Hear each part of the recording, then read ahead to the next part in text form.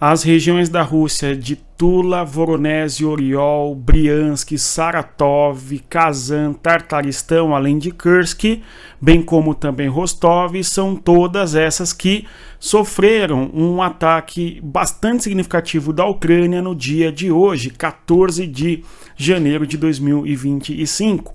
Ao todo, nós temos pelo menos 12 alvos dentro da Rússia que são certamente alvos de estrutura militar. Depósitos de combustíveis, fábricas de material para a guerra, ou seja, alvos que em boa medida servem para a estrutura da guerra da Rússia contra a Ucrânia. Nós temos então um ataque bastante considerável, de modo que, segundo alguns dados, seriam 200 os drones que a Ucrânia teria lançado contra a Rússia. Outros dados dizem que não, que teria sido apenas 100. O fato é, nós temos um ataque que a Ucrânia faz contra a Rússia, certamente um dos maiores ao longo de toda a guerra. E para coordenar um ataque dessa proporção, precisa de uma enorme engenharia de guerra, conforme nós observamos. Fato é também que, ao longo da guerra, basicamente todos os dias, a Rússia lança dezenas de drones e, dependendo do dia, também centenas de drones contra a Ucrânia, além do uso de mísseis.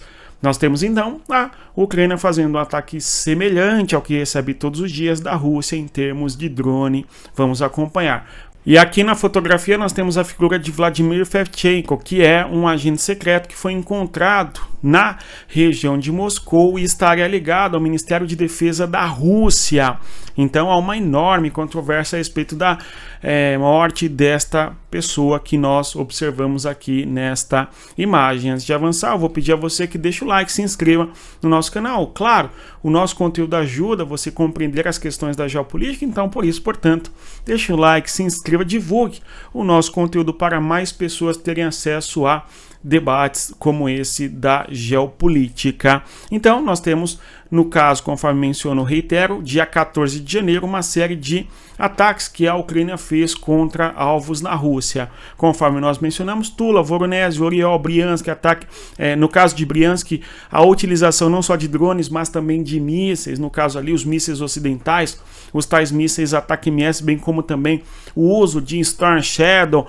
Novamente, a Ucrânia fazendo ataques contra a região de Saratov, Kazan e muito ainda no interior da Rússia, na região do Tartaristão, ou seja, são várias as regiões que a Ucrânia buscou atingir no dia de hoje no interior do território da Rússia. Eu quero que nós observemos na sequência dois mapas, o mapa do dia 13 de janeiro e o mapa do dia 14 de janeiro, para que nós observemos uma comparação entre eles. Vejamos, temos aqui, neste mapa do dia 13 de janeiro, esta é a realidade basicamente diária da guerra entre Rússia e Ucrânia. Dezenas, dependendo do dia, conforme disse, reitero, centenas de ataques da Rússia contra a Ucrânia. Porém, no dia 14 de janeiro, nós vemos um mapa mais preenchido, digamos, do lado do leste. Ou seja, foram diversos os ataques que a Ucrânia empreendeu contra o território da Rússia em muitas localidades, conforme nós podemos observar no mapa. Nós temos então a Ucrânia fazendo ataques contra a região de Briansk, que eu vou destacar com vocês na cor preta à medida em que eu for dizendo. Aqui, ó, ataques com mísseis na região de Briansk, bem como também drones. E também na região de Oriol e na região de Tambov, tá certo? Bem como também na região de Tula.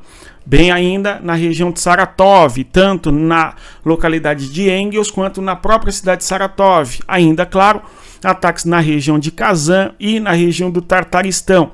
Ainda, por fim, na região de Rostov ao sul.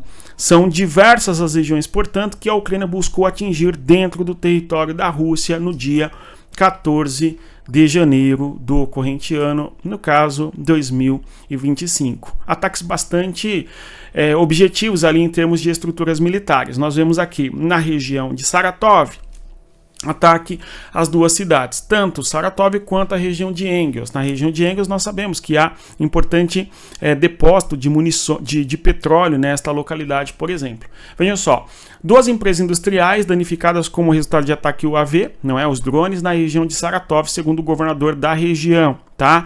Este aí é o rio Volga, tudo bem? Aí nós temos ainda também a situação seguinte: situação de emergência de nível intermunicipal foi anunciada na região de Saratov devido a incêndio após ataques de drone em Engels, nesta outra região. O detalhe é que na semana passada nós tivemos o ataque da Ucrânia com drones contra estas regiões, sobretudo Engels, e atingiram ali uma região petrolífera que tem combustíveis para aeronaves, que abastece a base aérea da região. Então, combustíveis nesta região que abastecem a aeronáutica local, tá certo? Então, o objetivo da Ucrânia é justamente dificultar que a Rússia tenha acesso aos combustíveis desta região para não abastecer suas aeronaves que são usadas para atacar.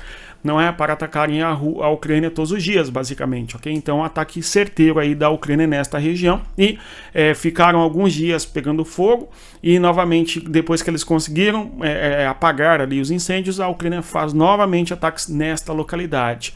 Aqui, nós vemos que a Ucrânia vai fazer ataques contra a região de Briansk, na região de Briansk, que é a zona fronteiriça. Então, nesta localidade, a Ucrânia teria utilizado os mísseis ocidentais. É o caso do Storm Shadow e também do ataque MS. Seriam 6 mísseis de cada. Segundo as informações do Ministério de Defesa da Rússia, esses ataques em boa medida foram frustrados, porque, segundo afirma a Rússia, esses ataques foram não repelidos, porque são ataques aéreos, mas foram abatidos, tá certo? Seja por guerra eletrônica ou seja pelo sistema de defesa antiaéreo, tá certo? Esta é a justificativa russa, enfim, mas a Ucrânia diz que atacou, tá certo? Temos aí, em Oriol, também o sistema de defesa antiaéreo funcionando, bem como também na região de Lipetsk, tudo bom? Nesta localidade aqui, ou seja, no limite fronteiriço da Ucrânia com a Rússia, nós temos a Ucrânia buscando atingir tais regiões, conforme vemos. Os ataques da Rússia, vejam só, no Tartaristão, o objetivo ali é atingir depósito de petróleo, não é? Utilizando drones, conforme nós estamos mencionando. Em Rostov, o objetivo mais uma vez é atingir a base aérea de Millerov, novamente Rostov aparecendo aqui no nosso mapa, no caso da nossa questão da guerra, uma vez que a Rostov é uma posição geográfica estratégica importante e fundamental, porque a partir de Rostov nós temos bases aéreas, depósito de petróleo, tudo bem? E nesta localidade de Rostov, a Rússia abastece boa parte da sua logística de guerra contra o território da Ucrânia. Então a Ucrânia faz ataques em Rostov, dia sim, dia não. Dia sim, dia não. Basicamente, sempre Rostov está na mira dos ucranianos, porque aqui é ponto estratégico russo, tá certo? Que é a retaguarda de toda a logística da Rússia na região de Zaporizhia e no Donbás, enfim. Então, por isso que nós vemos basicamente quase todos os dias a Ucrânia buscando atingir alvos militares na região de Rostov. Nós falamos disso há alguns dias. Em Oriol, os ataques ali teriam sido frustrados pela defesa antiaérea da Rússia. A mesma coisa em Briansk. Em Briansk, aí, conforme nós mencionamos, reitero, o uso de 6 Storm Shadow e 6 ataque MS, ok? Notem só aqui, o Estado-Maior das Forças Armadas da Ucrânia confirma um ataque abrangente contra alvos nas regiões de Briansk, Saratov, Tula, Tartaristão da Rússia, além de danos às empresas industriais militares.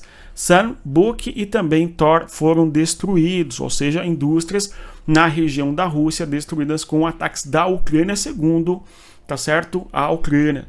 Perfeito? Estado-Maior das Forças Armadas. Além do mais, o Ministério de Defesa da Rússia afirmou que a Ucrânia lançou 31 mísseis, no caso, desculpem, drones, né? UAVs e 6 ataque MS e 6 mísseis Storm Shadow contra alvos na região de Briansk, mas tudo foi abatido. Vamos aguardar informações destas regiões. Se houver ali algum alvo atingido, a gente certamente tratará aqui no nosso canal. Então, ataques bem significativos da Ucrânia contra o território da Rússia, conforme estamos aqui observando. Aquele mapa é bastante eloquente, né, que nós visualizamos, mostrando várias as localidades russas sendo alvo de ataques ucranianos. Quando olhamos também para todo o fronte de guerra dentro do território da Ucrânia, nós vemos muitos ataques que a Rússia fez. Pelo que nos parece hoje, os ataques que a Rússia fez contra a Ucrânia, em torno de 58 drones, no caso o drone Shahid, não é aquele tipo de drone de origem iraniana, bem como também o uso de bombas planadoras e mais ainda. Nós tivemos, segundo as informações, uma conquista de dois pequenos vilarejos por parte da Rússia, tá certo? Na região de Donetsk, ou seja, mais um avanço russo em pequenos vilarejos no interior do território da da Ucrânia, apesar de toda a situação aí da Ucrânia fazer ataques importantes dentro da Rússia no dia de hoje, conforme estamos aqui observando, tá? Agora, chamou muito atenção a morte, conforme nós mencionamos, do agente secreto Vladimir Fevchenko. Então, vamos observar as informações seguintes. De acordo com fontes citadas pela agência, no caso a Agência de Informações Estatal da Rússia, tá?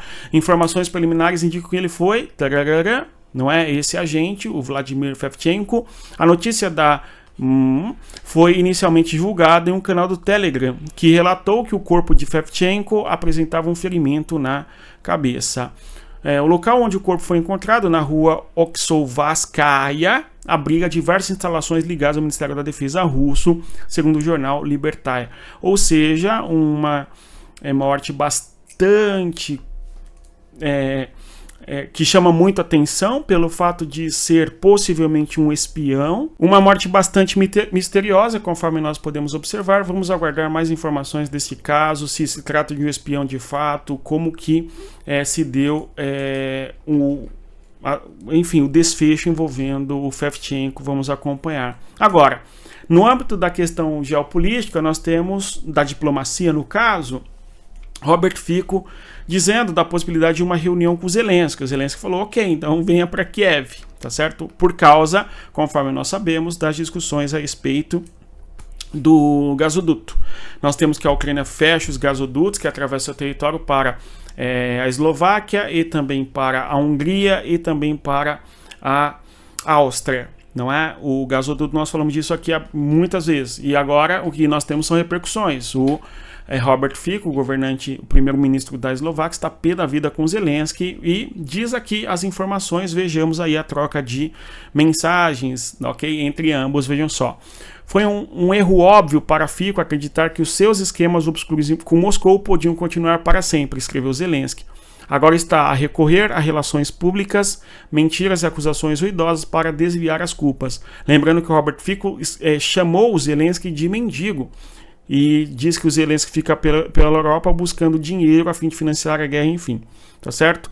Na segunda-feira, vejam só, Fico convidou, portanto, Zelensky para uma reunião perto da fronteira ucraniana na Eslováquia para discutir soluções técnicas para o litígio o mais rapidamente possível. A sua decisão de interromper a passagem de gás através da Ucrânia para a Eslováquia e outros países consumidores está a causar enormes prejuízos à própria Ucrânia, à Eslováquia e essencialmente à União Europeia. E está a provocar reações diversas, no caso, o que não contribui nem para as relações bilaterais nem multilaterais, teria escrito ali o Robert Fico, enfim. Então, há uma briga pública entre o Zelensky e o Robert Fico, ok?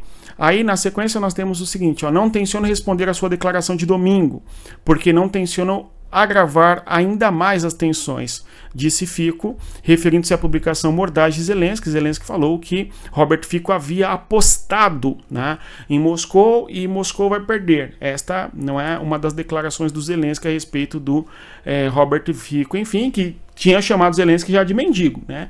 No mínimo você xingaria de volta um lavar de roupas em público internacional entre Zelensky e Robert Fico. No entanto, o líder ucraniano não se mostrou impressionado com a proposta, escrevendo no X aí, ok, venha a Kiev na sexta-feira, ou seja, o Robert Fico disse que iria para a Ucrânia, mas para encontrar não o Zelensky, tá certo? Mas sim o primeiro-ministro da Ucrânia, e na sequência, ou o vice-presidente no caso, né, um vice-presidente, e na sequência o Zelensky disse, ok, então venha para Kiev, vamos aguardar se haverá um encontro entre o Zelensky e o Robert Fico, o governante da Ucrânia e da Eslováquia, para discutir essas questões do gasoduto, enfim. E a propósito de gasoduto, nós temos o Lavrov. Lavrov é quem, né, gente? Nós conhecemos, ministro das Relações Exteriores da Rússia, dizendo que os Estados Unidos estão interessados em destruir o gasoduto Turk Stream. Então seria justamente os Estados Unidos os responsáveis por ter o objetivo em destruir o gasoduto Turk Stream, que é um gasoduto que fica no sul do território da Rússia. Nós falamos sobre isto aqui no dia de ontem, porque a Ucrânia fez ataques contra a infraestrutura ali do gasoduto, tá? E eu vou trazer até um mapa aqui para a gente observar como que funciona. Então, nesta região de Krasnodar, aqui, ó, no sul da Rússia, eu vou destacar na cor preta, tá? Então, nesta região aqui, ó, de Krasnodar, no sul da Rússia, nós temos reservas importantes de gás e de petróleo. O que acontece? Há um gasoduto, destacando aqui com vocês na cor roxa, este gasoduto que é o tal do Turk Stream, que atravessa o Mar Negro, chega até a Turquia. Desde a Turquia, o gasoduto segue para a Bulgária, tá certo? E depois da Bulgária, segue em direção à Europa, no caso a Sérvia, chegando até a Hungria, inclusive aqui. Perfeito? Então, esse gasoduto é um último gasoduto que sobra daqueles que a Rússia utilizava para transportar gás através do território ucraniano para a Europa. Mas, como a Ucrânia fechou os gasodutos, tá certo? A Ucrânia fechou os gasodutos, perfeito? Sobrou esse gasoduto aí do sul, o tal do Turk Stream, enfim, tá? E aí, segundo o Lavrov, os Estados Unidos que estão interessados que a Ucrânia destrua a infraestrutura do gasoduto para que a Rússia não consiga mais vender gás para a Europa através desses gasodutos, enfim. Tudo bem? Então a gente tem o Lavrov acusando os Estados Unidos de serem eles os responsáveis pela destruição do gasoduto, enfim. Quem será o responsável, né? Parece-nos que é a Ucrânia, até porque a Ucrânia está em guerra com a Rússia e a Rússia obtém recursos e dinheiro a partir da venda de gás, então é razoável que a Ucrânia busque atingir o recurso econômico da Rússia, não é? Razoável? Me parece ser, mas de qualquer maneira o Lavrov acusa os Estados Unidos. Na sequência, por fim, ainda na questão diplomática, a possibilidade do encontro entre Vladimir Putin e Donald Trump. Pelo que parece, Trump vai encontrar com Putin assim que assumir a presidência na Casa Branca. Vamos acompanhar.